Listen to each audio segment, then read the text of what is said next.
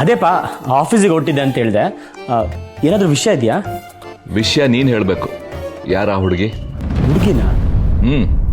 ನಿಮ್ಮ ಅಮ್ಮನ ಹತ್ರ ಹೇಳಿದ್ಯಲ್ಲ, ಅದೇ ಹುಡುಗಿ.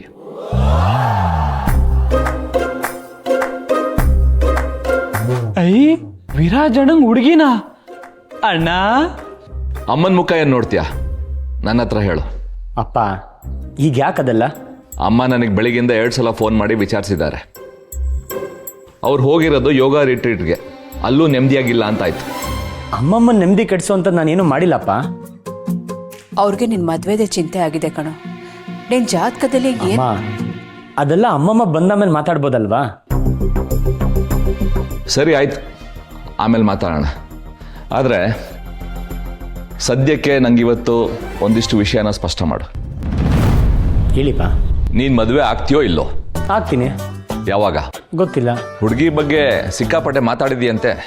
ಹೌದು, ನೆನ್ನೆ ಅಮ್ಮನ ಹತ್ರ ಮಾತಾಡಿದ್ದೆ. ಆ ಹುಡುಗಿನ ಯಾವಾಗ ಮೀಟ್ ಮಾಡಿಸ್ತೀಯಾ? ಮನೆಗೆ ಬರ್ತಾಳಲ್ಲ, ಮಾತಾಡ್ಸಿ. ಏನು? ಮನೆಗೆ ಬರ್ತಾಳ?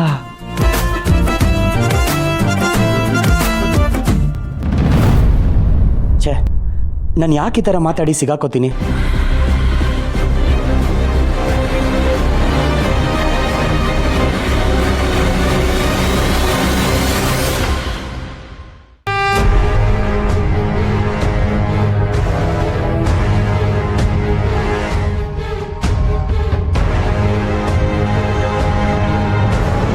ಏನ್ ಮಾಡ್ತಿದ್ಯಾ ಮಿಥಿಲಾ?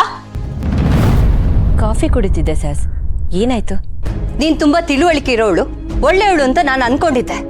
ಆದ್ರೆ ನೀನು ಸ್ವಾರ್ಥಿ. ನಾನ್ ಸ್ವಾರ್ಥಿನ? ಹೌದು, ನಮ್ ಮೂಗಿನ ನೇರಕ್ಕೆ ಯೋಚನೆ ಮಾಡೋರು ಸ್ವಾರ್ಥಿಗಳೇ. ಅವ್ರಿಗೆ ಬೇರೆಯವ್ರ ಜೀವನದ ಬಗ್ಗೆ ಯೋಚನೆನೇ ಇರಲ್ಲ. ನಂಗೆ ಯಾರ ಜೀವನದ ಬಗ್ಗೆ ಕೇರಿಲ್ಲ ಸಾಸ್. ಅಂತದ್ ನಾನು ಏನ್ ಮಾಡ್ದೆ? ಓ, ಏನು ಮಾಡಿಲ್ವಾ?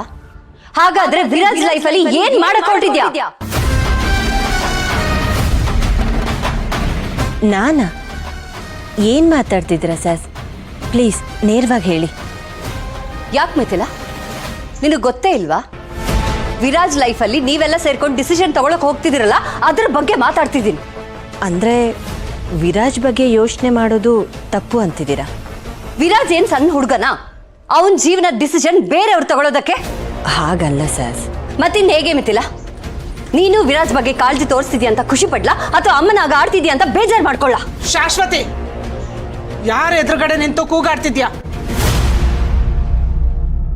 ನೆನ್ನೆ ನನ್ಗೆ ಅವಮಾನ ಮಾಡಿದ್ ಸಾಲ್ದು ಅಂತ ಇವತ್ತು ನನ್ನ ಸೊಸೆಗೆ ಅವಮಾನ ಮಾಡ್ತಾ ಇದ್ಯಾ? ಅದಕ್ಕೆ ಪ್ಲೀಸ್, ನಾನು ಮಿಥಿಲನ ಹತ್ರ ಮಾತಾಡ್ತಿದ್ದೀನಿ, ನೀವು ಮಧ್ಯೆ ಬರಬೇಡಿ. ಏನ್ ಮಾತಾಡೋದು? ನೋಡು ಮಿಥಿಲಾ, ನೀನು ಇವಳು ಮಾತೆಲ್ಲ ಕೇಳೋ ಅವಶ್ಯಕತೆ ಇಲ್ಲ. ಈ ಮನೇಲಿ ತನ್ನ ಅಧಿಕಾರ ತೋರ್ಸೋದಕ್ಕೆ ಈ ರೀತಿ ಆಡ್ತಿದ್ದಾಳೆ.